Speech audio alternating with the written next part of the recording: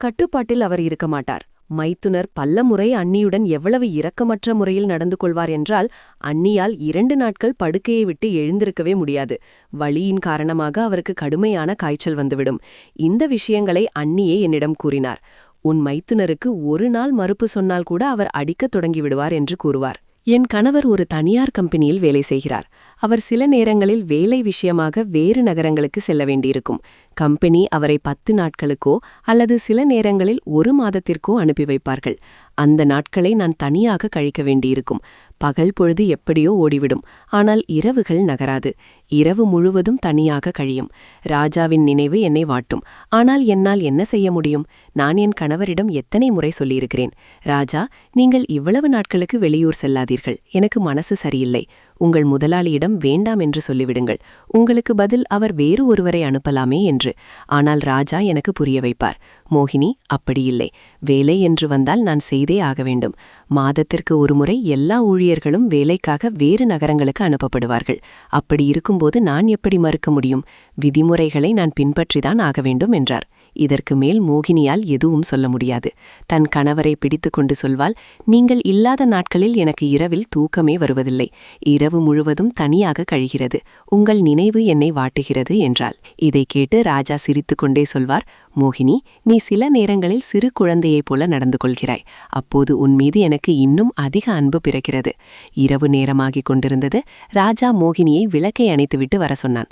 மோகினி ராஜாவிடம் சொன்னால், ராஜா, நீங்கள் இல்லாமல் என்னால் ஒரு இரவு கூட கழிக்க முடியாது என்றாள். ராஜா மோகினியிடம் சொன்னான், இப்போது நான் இங்கேயேதானே இருக்கிறேன், பார், உனக்கு அருகிலேயே இருக்கிறேன். இந்த இரவு முழுவதும் உன்னோடு இருப்பேன். நான் நாளைதான் ஊருக்கு செல்ல வேண்டும். இன்று முழுவதும் உன்னை என்னோடு வைத்துக்கொள்வேன். அவள் தன் நினைவிலேயே அந்த இரவுகளை கழிக்க வேண்டும் என்பதற்காக ராஜா அவளது கழுத்தில் அடையாளங்களை ஏற்படுத்தினான். இரவு முழுவதும் ராஜா மோகினி இருவரும் அன்புடன். காலை விடிந்ததும் மோகினி புத்துணர்ச்சியுடன் எழுந்து காலை உணவு சமைத்து குடும்பத்தினர் அனைவருக்கும் பரிமாறினாள். அதன் பிறகு 11 மணியானதும் ராஜா லக்னோவிற்கு புறப்பட்டான். ஏனெனில் இன்று கம்பெனி சார்பாக ராஜா லக்னோ நகரத்திற்கு வேலைக்காக அனுப்பப்பட்டார். அப்போது என் மைத்துனர் பபிதா, கொஞ்சம் ஒரு கப் டீ போட்டு கொண்டு வா என்று குரல் கொடுத்தார். அண்ணி மொட்டை மாதியில் துணிகளை உலர்த்த சென்றிருப்பதை நான் கவனித்தேன். அதனால் நானே டீ போடத் தொடங்கினேன். நான் டீ எடுத்துக்கொண்டு மைத்துனர் அறைக்கு சென்றபோது அவர் லேப்டாப்பில் பல தேவையில்லாத விஷயங்களை பார்த்து கொண்டிருப்பதை கவனித்தேன். அதை பார்த்ததும் எனக்கு சங்கடமாக இருந்தது. நான் அவரிடம், டீ தயாராகிவிட்டது என்றேன். அவர் சரி, என்னிடம் கொடு என்றார்.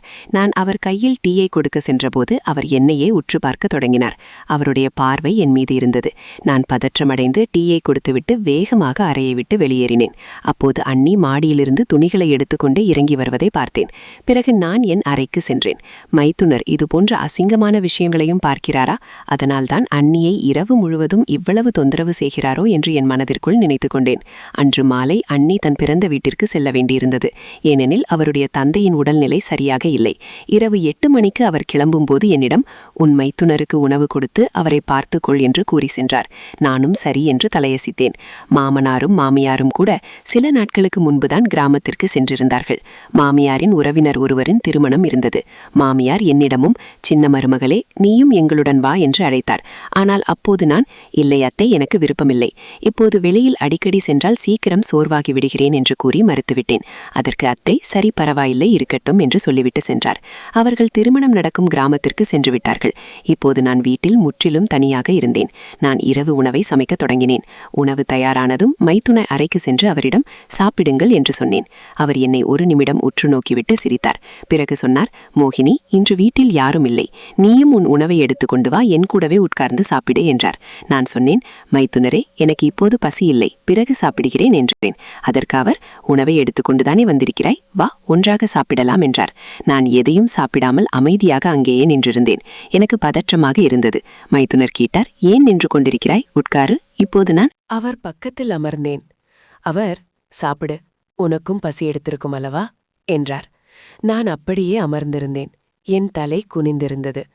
அவர் சாப்பிட்டு முடித்துவிட்டு தன் கையால் எனக்கு ஊட்டத் தொடங்கினார். நான் தரையையே பார்த்து கொண்டிருந்தேன். மைத்தினர் சொன்னார், மோகினி, என் கையால் சாப்பிட மாட்டாயா? நானும் உன்னவன்தானே, என்னை அந்நியனாக நினைக்கிறாயா என்றார். நான் சொன்னேன், மைத்தினரே, அப்படி ஒன்றுமில்லை, பின்னேன் சாப்பிட வைக்கிறாய் என்றார். அதன் பிறகு நான் அவர் கையாலேயே சாப்பிட்டேன். மைத்தினரும் நானும் ஒன்றாக சாப்பிட்டோம். என் தலையில் முக்காடு இருந்தது. அவர் சொன்னார், மோகினி, என் முன்னால் நீ முக்காடு போட வேண்டிய அவசியமில்லை.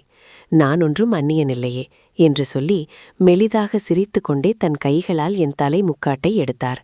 பிறகு அவர் சொன்னார், மோகினி, நீ மிகவும் அழகாக இருக்கிறாய். ராஜா உன்னை சந்தோஷமாக வைத்திருக்கிறான் தானே என்று கேட்டார். நான் ஆமாம் என்பது போல தலையரசைத்தேன். பிறகு நான் சொன்னேன், நான் என் அறைக்கு செல்கிறேன், எனக்கு தூக்கம் வருகிறது என்றேன். அதன்பின் என் அறைக்கு சென்று படுக்கையில் படுத்துக்கொண்டு யோசித்தேன். மைத்துனர் எவ்வளவு நல்லவர், எவ்வளவு அன்பாக என்னிடம் பேசினார் என்று. நள்ளிரவு ஆகிக் கொண்டிருந்தது. எனக்கு தூக்கமே வரவில்லை. படுக்கையில் புரண்டு படுத்துக் கொண்டிருந்தேன். ராஜா வந்து என்னிடம் பேச மாட்டாரா என்று ஏக்கமாக இருந்தது. ஆனால் ராஜா வர இன்னும் 1 வாரமாகும். இத்தனை நாட்களை நான் எப்படி கழிப்பேன்? திடீரென்று கதவு தட்டும் சத்தம் கேட்டது. நான் திரும்பி பார்த்தேன். மைத்தினர் எனது அறைக்குள் வந்துவிட்டார்.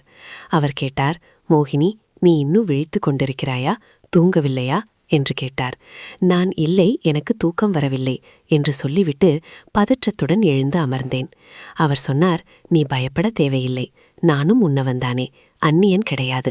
மைத்தினர் என் அருகில் அமர்ந்தார். அவர் சொன்னார், மோகினி, ராஜா எவ்வளவு முட்டாள். உன்னை போன்ற அழகான மனைவியை பிரிந்து இத்தனை நாட்கள் வெளியில் எப்படி இருக்கிறான்?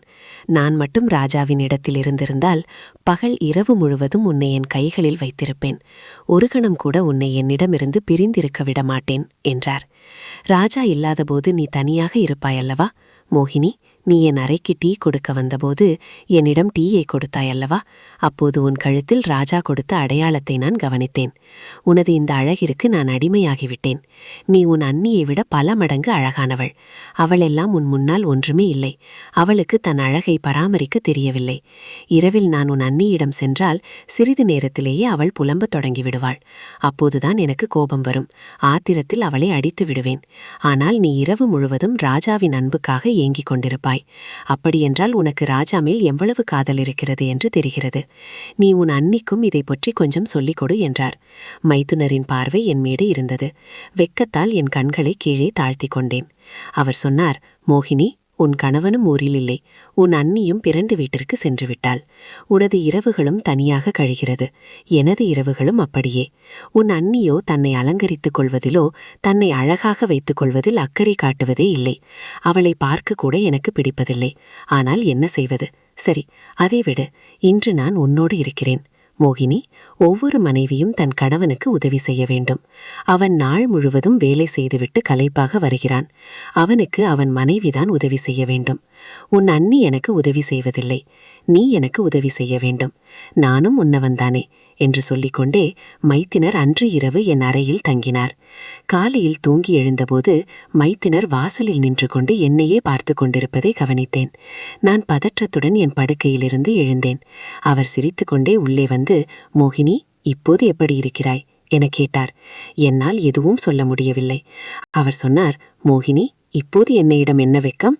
இப்படியே வெட்கப்பட்டு கொண்டிருந்தால் நான் உன்னை எப்படி காதலிப்பது? நான் சொன்னேன், மைத்துனரே, நான் டீ போட்டு வருகிறேன் என்றேன். அவருக்கு காலையில் எழுந்தவுடன் டீ குடிக்கும் பழக்கம் உண்டு. அண்ணி சிறிது தாமதம் செய்தாலும் அவர் கோபப்படுவார். நான் உடனே சமையல் அறைக்கு சென்று டீ தயார் செய்து கொண்டு வந்தேன். இங்கே வந்து என் பக்கத்தில் உட்கார்ந்து டீ குடி என்றார் அவர். நான் நின்று கொண்டே இருந்தேன். பிறகு அவர் கோபமாக, மோகினி, வெட்கப்படும் நாடகத்தை விட்டுவிட்டு என்னுடன்